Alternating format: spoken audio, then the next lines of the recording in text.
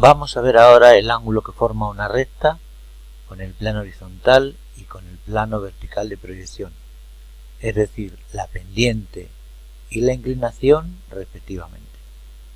Como dijimos, el ángulo que forma una recta con un plano es el ángulo que forma dicha recta con su proyección ortogonal.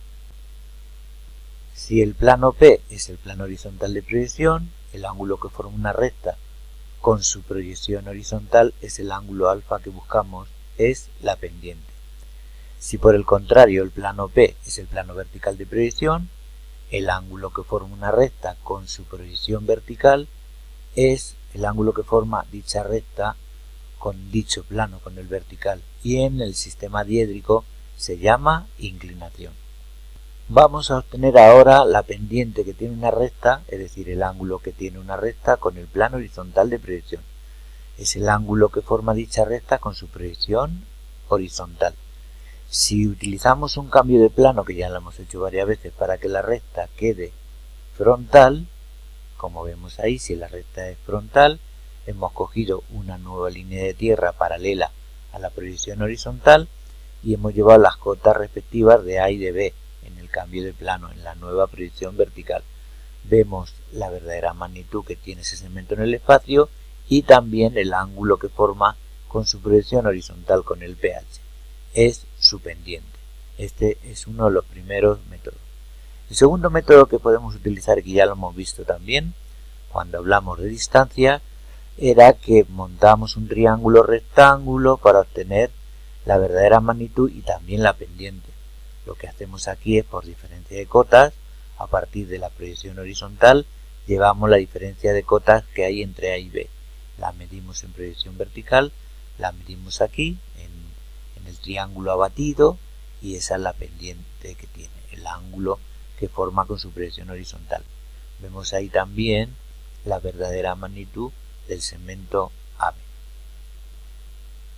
Y un tercer método que también hemos visto es hacer pasar un plano que contenga la recta al segmento AB, que es un plano generalmente o proyectante horizontal, vertical o de canto.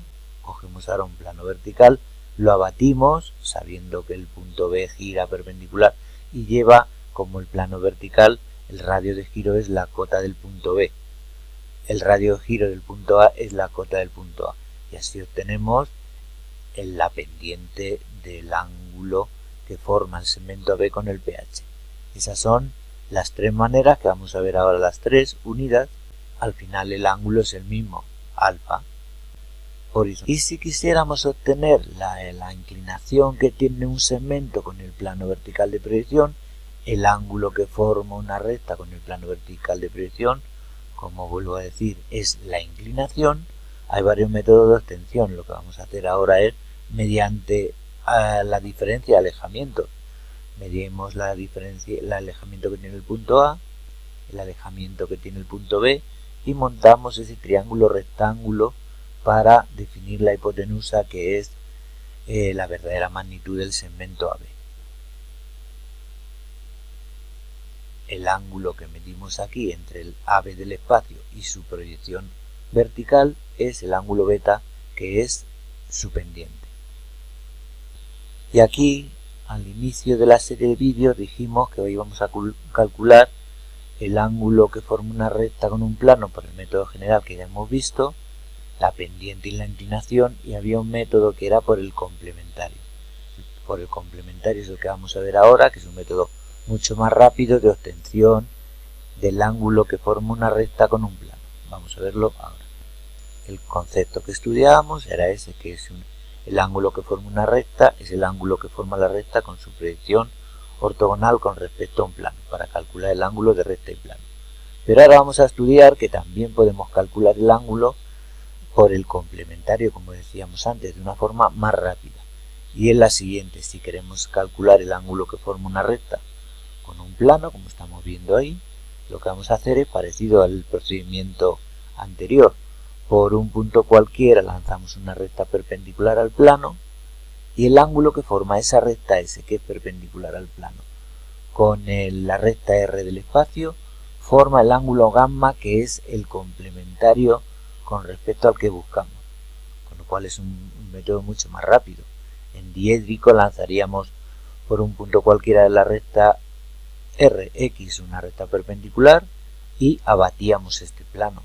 Abatíamos el plano, como siempre sabemos, tenemos que abatir para ver la verdadera magnitud del ángulo de dos rectas. Abatimos ese ángulo, elegimos el complementario. Ese complementario al que obtenemos ahí, que es el gamma, entre S y R, es el que buscamos. El ángulo entre una recta y un plano.